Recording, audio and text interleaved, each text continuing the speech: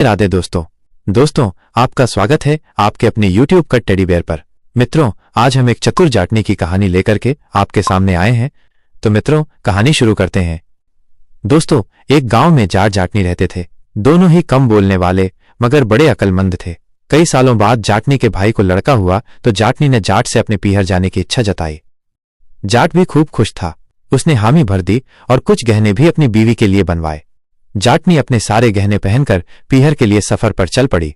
जब घर से निकले जाटनी तो जाट ने टोका, मुझे लगता है तुम ये कंगन और गले का हार उतार कर थैले में डाल लो, इसी में तुम्हारी भलाई है।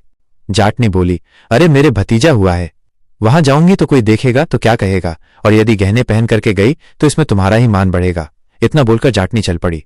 संयोगवश जाटनी के पीछे दो ठग लग गए। दोनों ही ठग चालबाज और मक्कार थे। अकेली औरत समझकर वे अपने काम को अंजाम देने की तरकीब सोचने लगे। एक ठग जल्दी जल्दी चल के जाटनी के पास आया और पूछा, बहन कहाँ जा रही हो? जाटनी ने कहा, अपने पीहर जा रही हूं भैया। तब ठग बोला, कहाँ है आपका पीहर?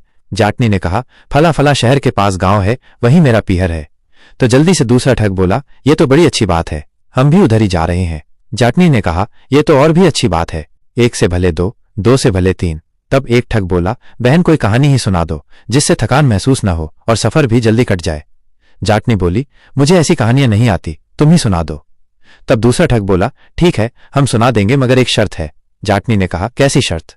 तब ठग बोला, शर्त यह है कि अगर तुमने हमारी कहानी को झूठ कहा तो हम तुम्हारे कंगन उतार लेंगे। जाटनी को अब समझते देर नहीं लगी कि ये मुझे ठगने के इरादे से साथ चल रहे हैं। जाटनी अब और अधिक सावधान हो गई थी और बोली, मुझे तुम्हारी शर्त मंजूर है, तुम कहानी सुनाओ।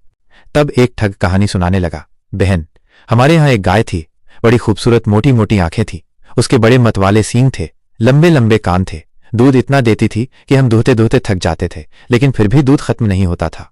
उसमें खास बात यह थी कि यदि हम उसके दाहिने सींग पर बैठ जाते तो आकाश में पहुंच जाते और बाएं सींग पर बैठ जाते तो पाताल में पहुंच जाते। फिर अब दूसरा विश्व युद्ध हुआ तो एक गोली सनसनाती हुई आई और हमारी गाय की गर्दन पर जा लगी। वह बेचारी तड़प तड़प कर मर गई। जाटनी बोली, तुम्हारी गाय के मरने का मुझे बड़ा अफसोस हुआ। ठग ने सोचा कि तीर तो निशाने पर नहीं लगा। तब ठग ने कहा, बहन अब आपकी बारी आई, कुछ तो सुनाओ। जाटनी बोली, ठीक है, मेरी भी एक शर्त है। ठग बोले, क्या शर्त है? जाटनी बोली, अगर तुमने मेरी बात को गलत जाना तो तुम मुझे 100 रुपए दोगे। दोनों ठग खुश होकर बोले, हमें मंजूर है।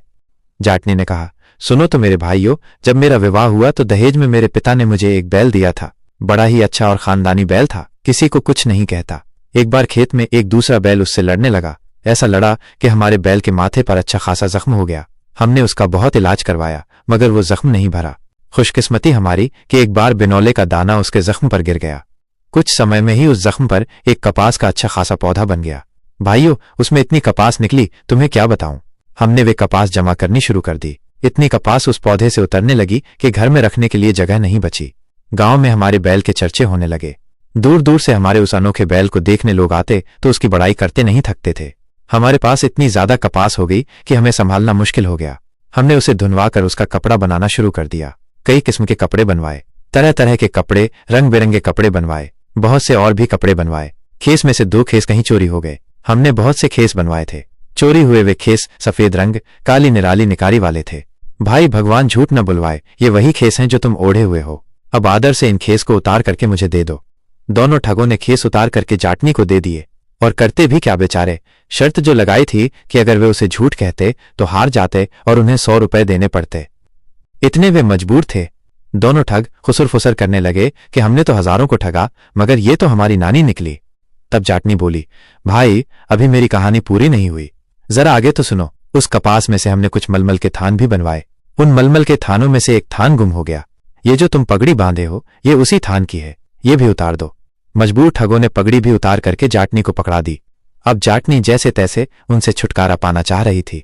अब शहर भी आ गया था तो एक ठग बोला, बहन बड़ी भूख लगी है, कुछ खाने को लाई हो तो दे दो।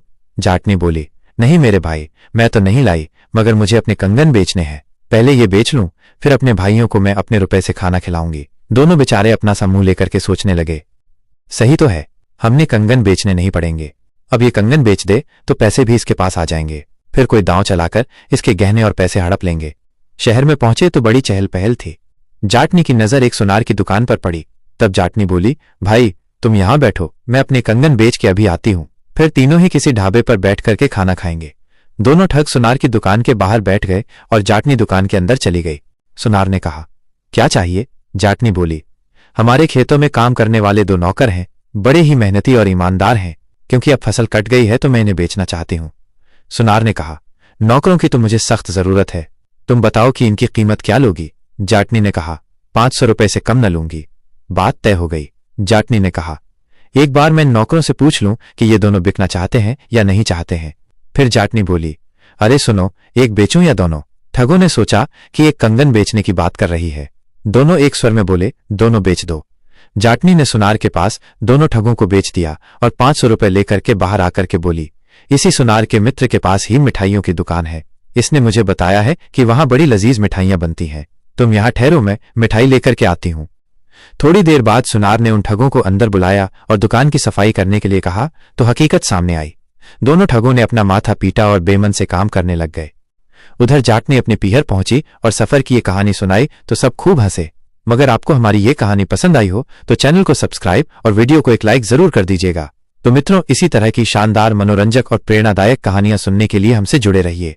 तो मिलते हैं आगे शानदार वीडियो में, तब तक के लिए आप सभी का बहुत बहुत धन्यवाद। राधे राधे।